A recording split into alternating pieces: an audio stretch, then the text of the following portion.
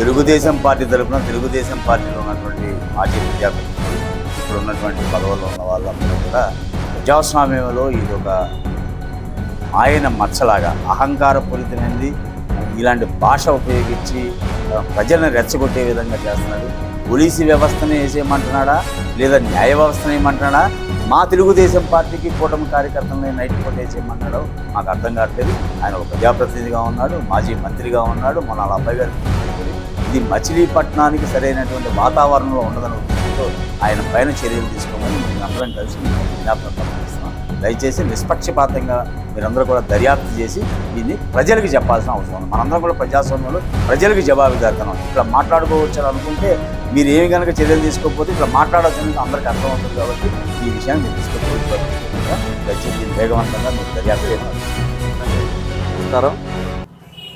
మొన్న జగన్మోహన్ రెడ్డి గారు అంటే వైఎస్ఆర్ పార్టీ కాంగ్రెస్ పార్టీ అధ్యక్షుడు జగన్మోహన్ రెడ్డి గారు వ్యాఖ్యలు చేశారు. ప్రజాస్వామ్యబద్ధంగా లేకుండా తప్పేంటి, వల్కర్ లాంగ్వేజ్తో తప్పేంటి అని మాట్లాడటం చాలా చండాలంగా ఉంది.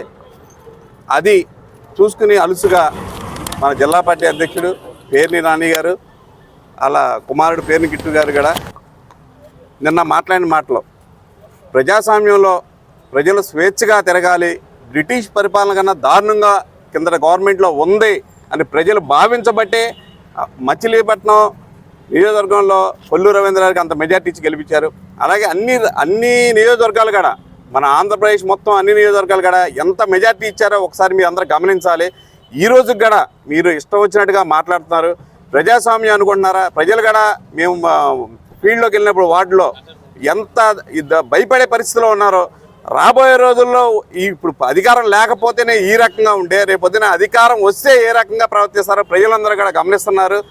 కానీ పేర్ని నాని గారు ఒక సీనియర్ నాయకుడు అంటా ఉండి ఈ మాట్లాడటం చాలా సబబు కాదు. ప్రజాస్వామ్యం అందరూ కూడా గమనిస్తున్నారు. అందుకని ఆయన మీద మన ఆర్పేట స్టేషన్లో రిటర్న్గా కంప్లైంట్ చేయడం జరిగింది. ప్రజాస్వామ్యంలో ప్రజలు స్వేచ్ఛగా తిరగాలి అనే ఒక లక్ష్యంతో ఉన్నారు.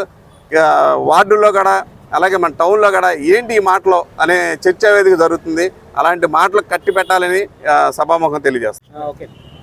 గత 3-4 రోజుల నుంచి మాజీ మంత్రి వర్యులు శ్రీ పేర్ని నాని గారు వాళ్ళ ఒక కార్యకర్తల ముందు నుంచుని చీకట్లో కన్ను కొడితే చేసేసేయాలరా వేసేసేయాలరా అని చెప్పేసి వాళ్ళ కార్యకర్తల ముందు అతను మాట్లాడుతుంటే వాళ్ళ కార్యకర్తలు తప్పులు కొడుతున్నారు.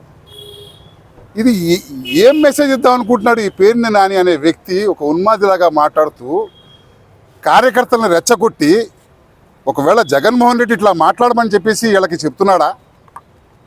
రెచ్చగొడితే రెచ్చిపోయే వాళ్ళు ప్రజలు వాళ్ళు సామాన్య ప్రజలు వాళ్ళు రెచ్చిపోయి ఇబ్బంది పడే పరిస్థితి వస్తుంది కదా. ఎవరన్నా చేయరాని పని చేసేస్తే నువ్వు చెప్పినట్టుగా చీకట్లో ఎవరన్నా చేసేస్తే. కాబట్టి తెలుగుదేశం పార్టీ తరపు నుంచి మేము ఇవాళ ఆర్పేట పోలీస్ స్టేషన్లో పేర్ని నాని వారి యొక్క తనయుడు పేర్ని కిట్టు ఇవాళ రెచ్చగొట్టే విషయాల్లో మాట్లాడుతున్నారు, పబ్లిక్గా ఇచ్చేస్తున్నారని చెప్పేసి కంప్లైంట్ ఇవ్వడం జరుగుతుంది. ఇలాంటి ధోరణి మంచిది కాదు. రాజకీయాల్లో ఉన్నప్పుడు చాలా నిదానంగా మాట్లాడాలి. ఇవాళ నువ్వే రెచ్చగొడుతున్నావు నీ కార్యకర్తల్ని. నీ అధికార రంగాన్ని ఎవరిని నరకాలో నరకేసేయి, ఎవరిని కొరకాలో కొరికేసేయి. అరే ఏం మాట్లాడుతున్నావు స్వామి నువ్వు? ఇంకా మీకైనా చిన్న వయసు మాది, మేమెట్లా మాట్లాడాలి? అలాంటి సమయం వచ్చింది అనుకోండి, ఎదుటోడు కూడా అట్లాగే మాట్లాడతాడు కదా. కాబట్టి మీకు పేరు దానికి జగన్మోహన్ రెడ్డి ఏమని చెప్పాడంటే, నువ్వు ఇష్టొచ్చుడు మాట్లాడేసి ఏ ప్రాంతానికి వెళ్తే పేద ప్రాంతానికి వెళ్ళేసి యువతని రెచ్చగొట్టమని చెప్పేసి జగన్మోహన్ రెడ్డి ఈ యొక్క పేరుని నానికి చెప్పడం జరిగింది. అదే పందాలో ఇవాళ పేర్ని నాని యువతని రెచ్చగొట్టే పరిస్థితిలో ఉన్నారు. రాబోయే రోజుల్లో శాంతి భద్రత కూడాను విఘాతం కలిగించేలాగా ఈ ఒక పేర్ని నాని పనిచేస్తానని చెప్పి సభాముఖంగా తెలియజేస్తున్నాం. మరి గత 4 రోజుల నుంచి పత్రికల్లో సోషల్ మీడియాలో వస్తున్న వార్తలు ప్రజాస్వామ్యానికి విరుద్ధంగా పేర్ని నాని గారు మాట్లాడారు. మరి రాజకీయాల్లో ఒక మంత్రిగా, ఒక శాసనసభ్యుడిగా, ఒక జిల్లా పార్టీ అధ్యక్షుడిగా చేసావు, అది నీకు తగునా అని అడుగుతున్నావు. కను సైకి చేస్తే నరికేమంటున్నావు. ఎవరు నరకమంటున్నావు? నువ్వు ప్రజాస్వామ్యంలో ప్రజలనా అలాగే అధికారులనా పబ్లిక్నా అనేది అర్థం కావట్లేదు. నీ భాష మార్చుకో. మాజీ ముఖ్యమంత్రి భాష నీ భాష రెండు ఒకటిగానే ఉన్నాయి. మీరు నిజంగా వీధి రౌడీల్లాగా ప్రవర్తిస్తున్నారు.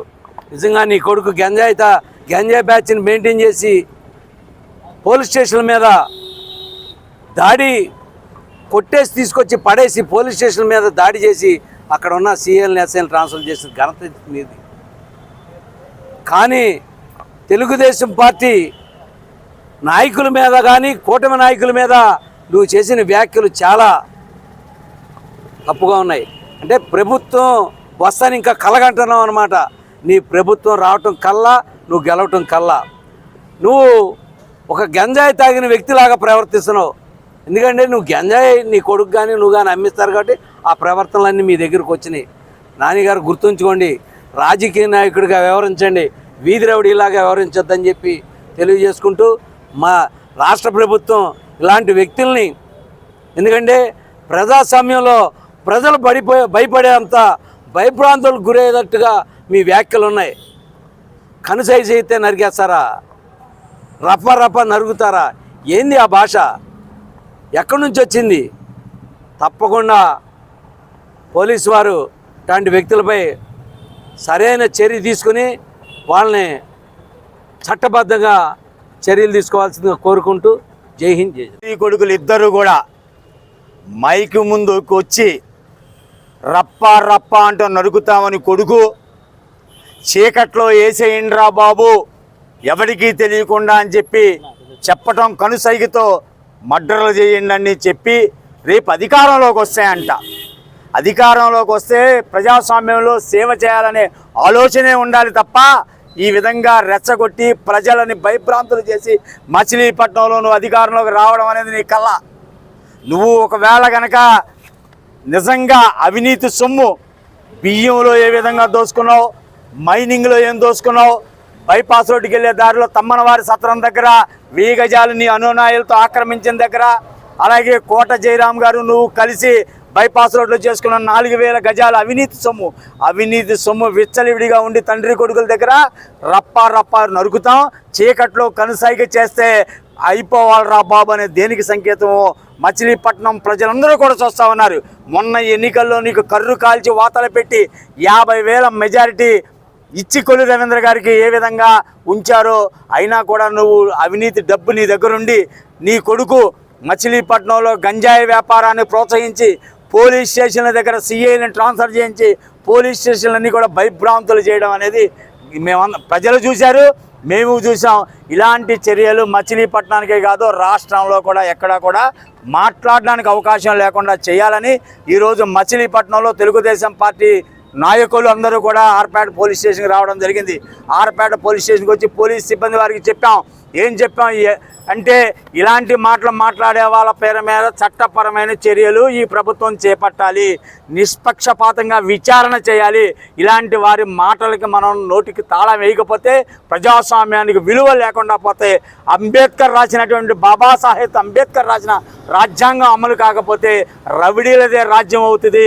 కాబట్టి అంబేద్కర్ గారు రాసినటువంటి రాజ్యాంగాన్ని గౌరవించి రాజారెడ్డి రాజ్యాంగం ఈ రాష్ట్రంలో లేకుండా చేయాలని మేము మనస్ఫూర్తిగా కోరుకుంటూ పోలీసు వారిని కలవడం జరిగింది.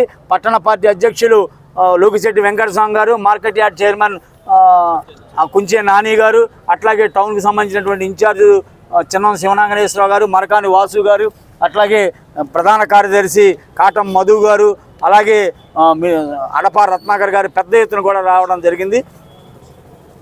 బొడ్డు శ్రీనివాస్ గారు అందరూ కూడా రావడం జరిగింది. దయచేసి మేమందరూ కూడా చెప్తున్నాం, ముఖ్యంగా మచిలీపట్నం ప్రజలకు చెప్తా ఉన్నాం, ఇటువంటి సాంప్రదాయం గతంలో లేదు. అన్యాయంగా అక్రమంగా ఈ బుద్ధి నీకు ఇప్పుడు మేము చెబుతున్న బందరు ప్రజల్లో ఎవరికన్నా 15% 20% ప్రజల్లో కొల్లూరు రవీంద్ర గారి మీద అపవాదం ఉందో నేటితో అది తేట తెల్లమైపోయింది. రాత్రిపూట చీకట్లో ఇతను ఇట్లా చేస్తాడనేది ప్రజలు గుర్తించారు. అట్లాగే ఇంకా 15-20% మంది ఎవరైనా ఉంటే కూడా వాళ్ళు కూడా ఈనాడు ఈ పత్రిక ద్వారా వచ్చినటువంటి సమాచారం ద్వారా ఇతను చీకట్లో వ్యవహారాలు ఈ విధంగా చేస్తాడు కాబట్టి కొల్లూరు రవీంద్ర గారి పైన అక్రమ కేసు పెట్టాడనేది ఈ రోజుతో క్లియర్గా తెలిసిపోయింది అని మేము ఈ సందర్భంగా తెలియజేస్తాం.